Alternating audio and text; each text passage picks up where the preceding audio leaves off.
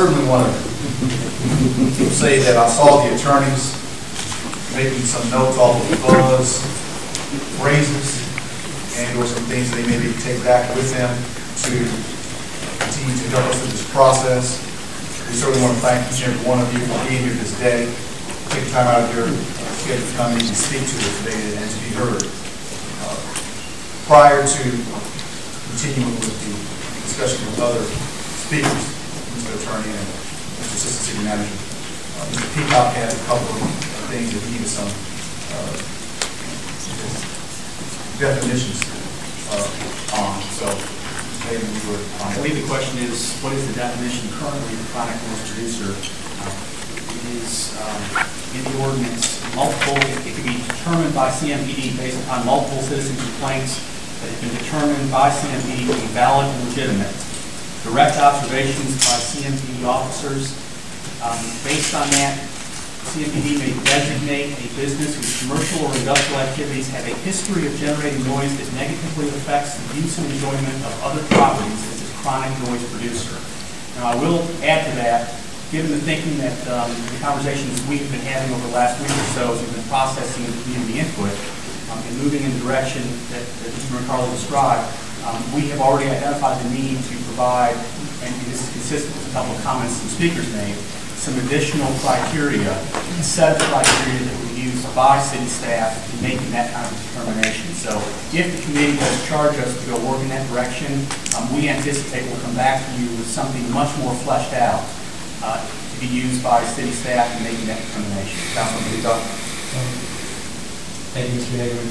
Mr. Schilder's comment before, he called it a repetitive complaint clause. Is that a synonym for what you're talking about?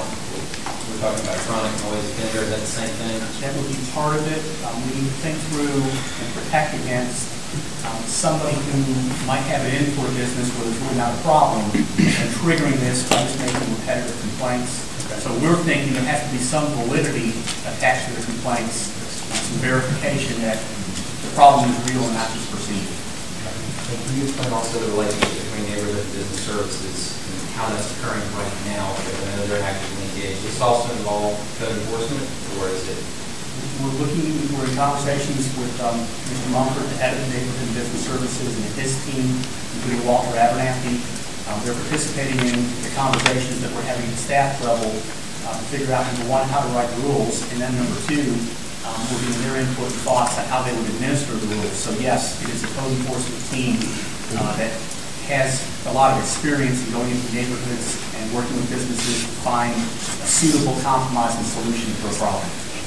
Mr. Chairman, I had another question. It was actually regarding Mr. Rossi's document, his position paper on page 1 of 22. He states, preferential or special treatment. The noise ordinance is going to be designed and applied as a citywide ordinance, and there should not currently exist 4 exceptions to the rule, specifically uptown Charlotte, Symphony Park and South Park, Roadrunner Amphitheater, Verizon Wireless Amphitheater, and then we heard from the resident who was talking about North Carolina Music Factory.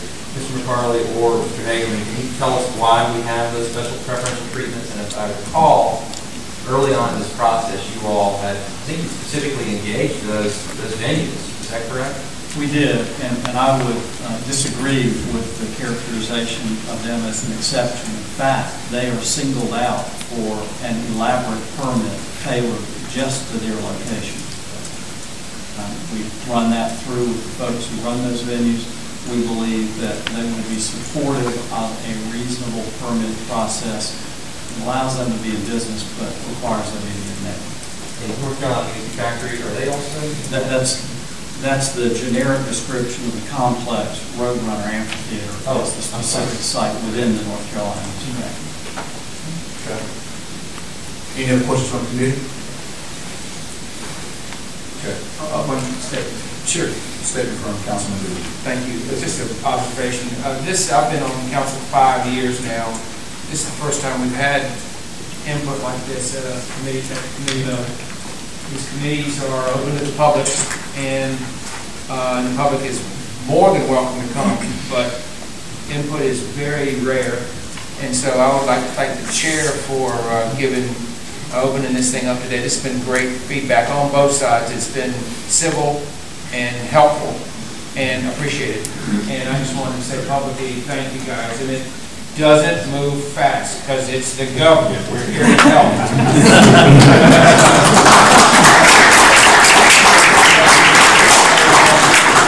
Thanks. You know, you're going to get another chance to come back down again. But this has been a rare afternoon, and I've appreciated it. Thank you very much. Thank you, Councilman Gould. Making good on Mr. Gould's promise, would the committee be all right with staff drafting up a more detailed provision on a different approach to bars and nightclubs and neighborhoods and bring that back to the next meeting? Mr. McCarley, most certainly we would appreciate that as a charge from this committee and your direction going to you all. You're okay with that? Can I ask one more question, please? I'm sorry. No, sorry. You're okay with that? Yeah, can you dial that in for me a little bit, please, Matt? We would draft new language for a go into the proposal. Take out the 400-foot rule provision, put in a different provision for chronic problems at bars and restaurants in the neighborhood. With the committee's permission, we go ahead and post that on the website so you can comment back from it too. That's right. I think it's a good thing for us to be able to see and to react to.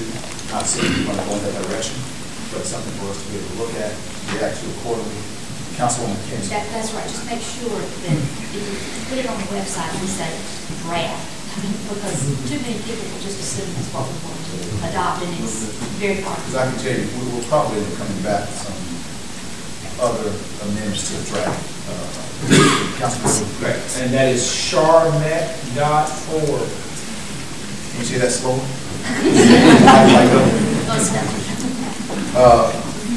There's a phrase that says that's correct. CharlotteNC.gov. I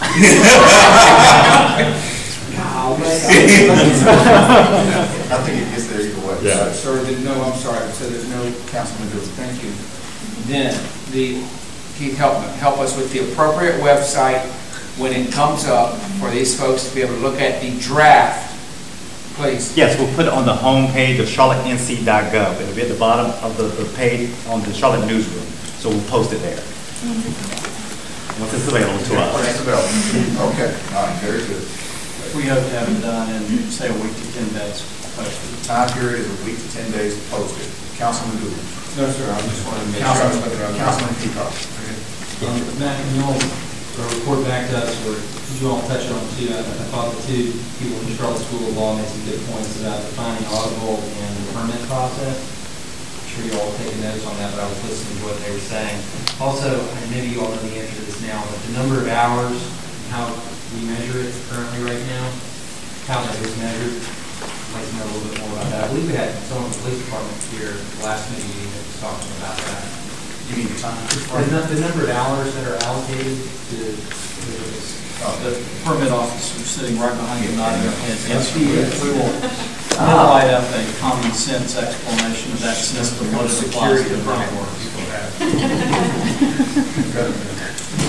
Will do. Mr. McCarley, Mr. Hagan, one of the things that I hope does not escape us will be the, and it was made mention through a few of the speakers, but the issue regarding citation and fines. If someone is found to be negligent, it needs to be a hefty fine. And here's why. In one night of an event, people will laugh at those fines because they'll get to pay them off. They're very, very small and minute. For those entities that continue to ignore what's currently on the books, as we continue to look for alternative ways to deal with this issue, we need to find a way to make sure that they are silent beyond being silent. Because right now, the current ordinance is being laughed at up and down the river. Amen. And it should not be tolerated. It should not be tolerated. ABC went and changed their rules in how they deal with some establishments that continue to ignore some of the things that they have in the rules. And they have now taken to the extent of where they will suspend their liquor license. It could be for a weekend, it could be for whatever it might be. Now, I'm not suggesting that we go that route, they already have that in place. But we have to find a hefty enough fine. I don't mean $250, I don't mean $500, I don't mean $1,000. It has to be a significant fine that people will reckon with and understand the city needs business. Now, whatever that might be, in committee, it is for us to have that debate. I'm just saying that whatever the fine happens to be, it should be significant. Because right now, we don't have anything that people will take us serious about if they are found in violation, unless at some point throughout the process, their business happens to go under because of the number of complaints that end up coming in. Councilman Dewey. Thank you for those comments about the fines. Clearly, that's going to be somewhere where we're going to have an interior debate. Because I've had a different opinion, and that's what the process is for. That's right. Thank you. Okay. All right, so, Councilman Dewey. Right, Mr. Chairman, I keep reading Mr. Ross's document that's well written on the state of Charlotte music. When you come back about talking about the permits, I hope you'll read what they're talking about as far as it relates to Raleigh. The annual sound permit, maybe compare and contrast on how they do it and how we do it. I'd also recommend, Mr. Chairman, because we did have the incident that occurred this past week at Jackalopes, which quickly went live on the internet. A lot of people got that misunderstood. And Mr. Mumford, with Neighborhood and Business Services, I would just like to hear maybe from Neighborhood and Business Services as it relates to the chronic noise abuser and how we're going about planning to address that kind of problem. I think hearing from code enforcement and from Neighborhood and Business Services shows that the city is not only responsive, the city is collaborative, and we are trying to work towards a solution. And we do often in many different situations as it relates to code enforcement, whether it be an in-around situation or a whole host of other problems that we work towards. I just think that if we don't show that, if we don't demonstrate that in the committee, if these citizens who want to come back and see and hear what a part of how our city goes about deliberating on it, I just think it would help before we finish up the draft process. Yes, sir. In the end, hopefully this will be a win-win situation for both residents and businesses. But we will continue to work toward that end and try to make something that's workable.